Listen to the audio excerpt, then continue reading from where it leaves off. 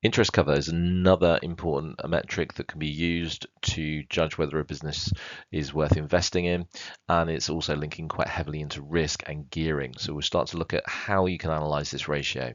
So the calculation itself, profit from operations over finance costs. So how easily can a business cover its finance costs on loans, debentures, etc., with their current levels of profit?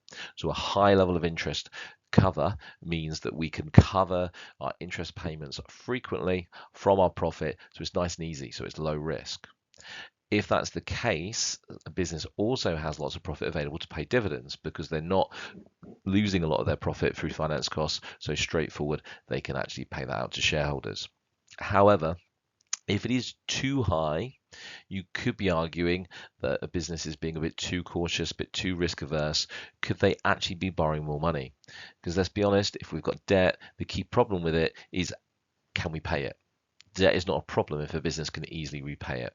So there could be a missed opportunity to invest or an opportunity cost if we're not borrowing money when we can easily cover it from our current profit levels.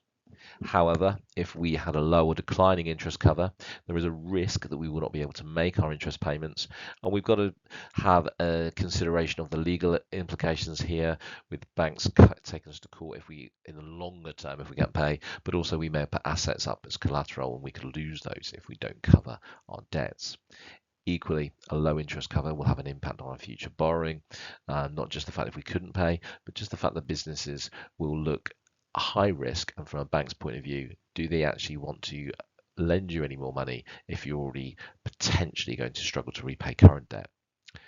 Equally, it's quite clear if you have a low interest cover, you've got less profit available for your shareholders, so you're not going to be able to pay dividends as easily.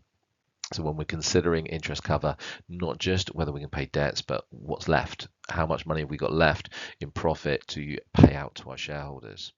So limitations or further considerations in your essay, gearing. So in an investor ratio essay, you're not always told gearing, but gearing is important to link to interest cover. If interest cover has declined, it could be a sign that we've increased gearing, so we've taken on more debt, and so therefore there's a lot of risk within that business as to whether we can actually cover that debt. We should also be considering fixed or variable rate borrowing. If we've got fixed interest, which if a company is heavily reliant on debentures, we will do, or if we've got variable rate interest, that will have an impact on the interest cover in the future. So if we've got lots of variable rate loans and a reasonable interest cover ratio, and interest rates change, that will have an impact on that in the future, and so therefore that's got to be factored into your risk assessment. Clearly, changes in profit will have an impact on our ability to pay interest as well. And as we can establish changes in profit in the short term, so businesses can improve that in future and actually have the ability to repay interest cover. Should always add in, liquidity is clearly a limitation here. How much cash we've got is far more important on our ability to pay debt than profit. Depends how liquid our profit is. Okay, hope that helps. Interest cover should be used quite effectively to support a judgment, but as with all of them, in combination to make an overall judgment on who to invest in.